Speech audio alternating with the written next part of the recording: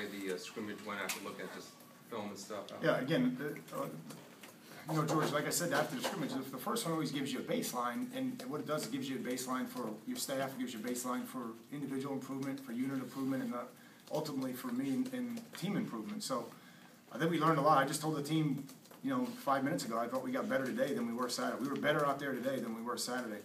So, you know, that's good. And that was a good hard practice because we have to go lighter Thursday, and then obviously have to go back out and have another scrimmage Saturday. So I was very pleased. The scrimmage can't be the separate entity. That's what I'm saying to you, George. Does that make sense? We got to take the information we glean from the scrimmage, turn around, come back out and improve. And the team did that, which I'm happy about. What needs to improve or what can improve in these two practices before the next one?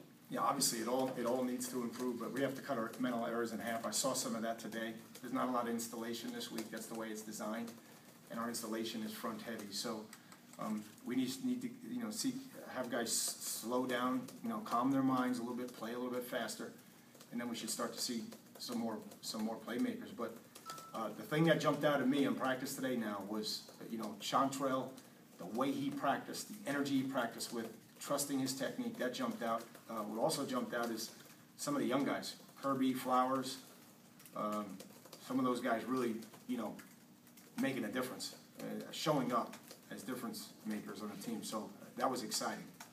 The lack of interceptions by the defense on Saturday, and it's been something you've been wanting to see more of, you know, in games. How do you correct that? Yeah. Or what do you do the rest of this? Did you see them though? I mean, they were drops. I mean, there was opportunities. That's, you know, so again, good that we're in position to make the play.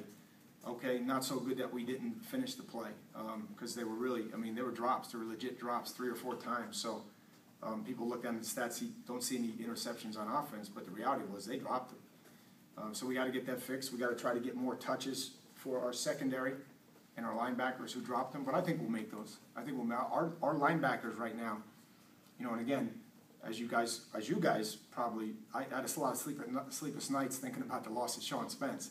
But our linebackers right now are very active, very physical, and really are being aggressive, which is exciting. Have you seen improvements in that this spring as far as the guys being in the right position? Maybe that you didn't see maybe during the season? I think so. Yeah, I think so. Even though we're markedly younger, there are a lot more guys in the right position. Just because you're coaching the same guys every day. And to be honest with you, I felt that way early in training camp. And then we had the whole mess on our hands, and we never really got the consistency or continuity back. And I get the sense now that the defensive staff and Mark are coaching a certain aspect of each play as opposed to the totality of it. Al, I want to ask about Kendall Tompkins. He's a kid that has had good springs here in the past. It hasn't translated for whatever reason to this season. First of all, how did you think he did on Saturday, and what does he have to do to become a real contributor on this team? I thought he did good. Again, for Kendall, I can't really go back to last year, but he had a really good offseason a year ago. He didn't quite bring it into the spring the way some of the other guys did, the way Street did, and obviously the way Travis ended up coming on for us. So, but I see that a little bit differently now. I see him making progress. He just has to get past this, you know, again, whether you call it mental concentration, mental toughness, whatever it is, it's always tied into conditioning at that position where we got to eliminate, George, some of those drops that he had Saturday. Because big plays, he's got speed, he's got hands, he's got body control. We just have to eliminate, those negatives that he had. We can't have those drops. Al, what's changed with Brandon McGee? I know he obviously started off way down on the depth chart, and now he's winding back there. What's changed? He's working. I mean, he's working. Again, I see Brandon a little bit differently than maybe most do. I see a kid that's very talented, that's willing, that's working hard, and we just got to get him to the point where he has enough confidence to then go out and make plays. Not freelance, but then go out and finish plays. Because he has all the skill set that you want, and now he's 190. The one thing about Brandon, Manny, in that scrimmage was that Brandon was physical, probably for the first time since I've been here. He's in those short yardage periods, mixing it up, and I think he feels more confident about his body and the physical nature that he can play at 190. Because now we got to get him staying in the system, but then going ahead and converting and making plays. You know, I mean, getting more interceptions. being more of a ball disruptive force for us. You mentioned freelancing, was that sort of maybe what he was doing too much of in the past? Well, no, I'm just saying that, to be honest with you, the only thing that takes you to the big play is the execution of the system. Mm-hmm. That's the only thing that delivers the play for you. Mm-hmm. And there's a great picture in the scrimmage of both Larry Hope and Finney doing the same thing in cover 2. Finney almost makes an interception on a corner route, and Larry breaks up, the hitch route on the same play, and that's making a play because you trust the system. And we just got to get that out of Brent. I don't want him to press to make a play. I want him to trust Coach D'Onofrio and Coach Williams and let that take you to the play, and then go ahead and have the confidence to finish it. With Feliciano out, it looked like Jermaine Johnson maybe got a chance to move up there. That's right. What has he shown you, Jermaine? Well, Jermaine, again, as we look at the offensive line today, so you guys can follow it, Bunch at left, Jermaine at left guard, McDermott, Linder, Chantrell. Again, Chantrell playing better now, had a good practice today. Jermaine looked really good inside. So, again, that's going to allow us to work some of the younger guys, Feliciano being out for the remainder of the spring now. I think having Gabois, Hunter Wells, and Flowers all getting reps now. So again, there's a silver lining there. We know Feliciano has game experience, and we're getting some other guys ready to play. I wanted to ask about the line also. Jeremy Lewis, does he come into play at all? Sure. He hasn't played a lot. Yeah, no, he's doing a good job. He's rotating with the ones some today, and playing left guard right now. He can play both left and right. Has he the transition? How has he done with it? I'm pleased with Jeremy. He's just got to get to the point where he's in better condition and play at a high level. Right. In that capacity, he's like Clive a little bit. We got to get him to be in the type of mental and physical condition where he can play at a high level throughout the course of a practice, throughout the course of a period, and ultimately a game. How about Malcolm Bunch? How has he been doing good? How has he progressed? Malcolm's doing good. He's more comfortable in there. He's more vocal, and I think he understands it better. He's playing better right now. Could Jermaine conceivably stay inside in the fall, or Sure, just the spring? sure could. Yeah. And I mean, again, our deal is always to play the best 5, and right now we think he's one of the best 5. So we'll see how it shakes out. Just to ask you a tight end question now, but how did the tight ends? I saw maybe a drop here or there, Yeah. but just general. I know you're expecting a lot more from them this year. That scrimmage, how did they perform? We need a lot more. Again, I thought Asante was really good today. I thought that was his best day by far.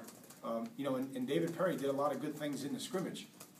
He just had, can't say he just had, but I mean, he had an unfortunate fumble down the goal line that cost us a touchdown. So we have to do that, and Asante dropped another one. And then Clive, again, if you were there, Clive's coming across on a shallow. We don't know what speed he's running, because he's not to the point where everything is full speed and we throw it behind him.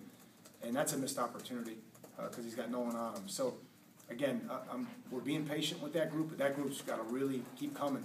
And the guy who's got the most laser-like focus in that position right now, and is the same guy every day, is Asante right now. Coach, could you just talk about going to Fort Myers for the scrimmage and kind of reiterate the idea kind of behind kind of going over there? Yeah, I think, clearly we appreciate and we're grateful to our fan base and to our alumni. So we want to go over there, for that reason, number one.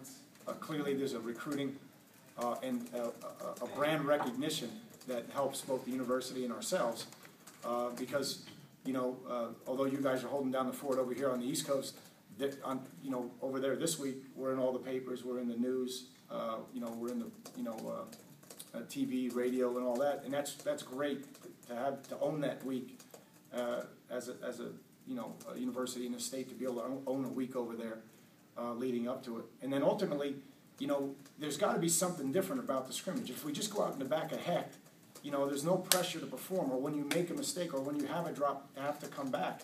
And we see what you guys see. When you guys go, don't think that we don't see that or they don't see it.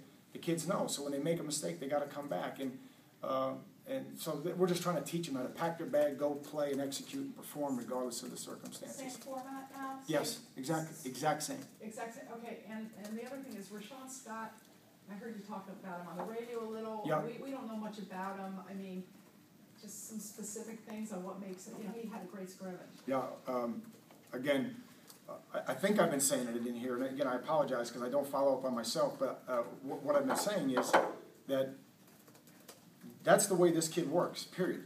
And if you watch him out there today in practice, it's the same guy every day. He's got the work ethic, he's got toughness about him, and he's got the skill set. And he has a chance to have really what amounts to a rare combination. And he's just very consistent in what he's doing right now. So the slant that he caught for a touchdown in 2 minutes the other day, A, has been something that's been missing from our repertoire, okay? And B, it's something that he does every day in practice. He does it every day in practice. He's finishing those reps. So hopefully he'll stay healthy and have continued success. If he wasn't injured last year, would he have had more of a kind of an impact? Or? Well, I'm sure he would have. I mean, again, he's tough enough to play special teams for us too, B. So I don't think there's any question. I mean, we did not redshirt him because we wanted him to have a bigger impact, and he would have had a bigger impact. But again, I think Street had a really good year, and Travis did a lot of really good things for us. So I mean, again, those guys will be missed, and they're great people on top of it. But Rayshawn right now has an opportunity. Phillip has an opportunity because Allen's out too. So hopefully we'll be that much stronger when Allen comes back. Kendall made the most of his opportunity, and then we have 5 additional kids coming in. Last one. Vertical depth is something you talk about Yeah, all the time. I know. Where is it good and where does it need to be a little bit better based on what you've seen so far this spring, and then thinking about recruiting going forward? I don't know anywhere where it's just ideal right now, to be honest with you. I don't know where you just have it from top to bottom. Whether it's seniors, whether they're 4th or 5th year seniors, right down to the incoming guys. There's not symmetry, and it drives me nuts. And that's my job, and I got to get that fixed. But we can't have a whole position disappear on us, and then we don't have anybody there, like at quarterback or like at wideout. Running back was pretty scary before we moved Dallas in there. There's a lot of positions like that, corner, so there's a lot of positions that I'm not comfortable yet, and we fed it as well as we could with recruiting. But it's going to take some time to stabilize that, and so that you're training and guys can just move up on a game based on someone getting nicked out during the game, or on a Monday you just move a guy up. And so the only position I like to interchange a little bit more than most is O-line. So again, we're not going to have the type of vertical depth for a while I think we need. Al, you still got the quarterback, like the same format you did last, where they just alternate? Yeah. I know it's a trick question, but No, I promise you, I'm telling the freshman- truth. The freshman work. No, we're gonna keep rotating them. Yeah, we're gonna keep doing it. Makes sense. Okay, guys, thanks.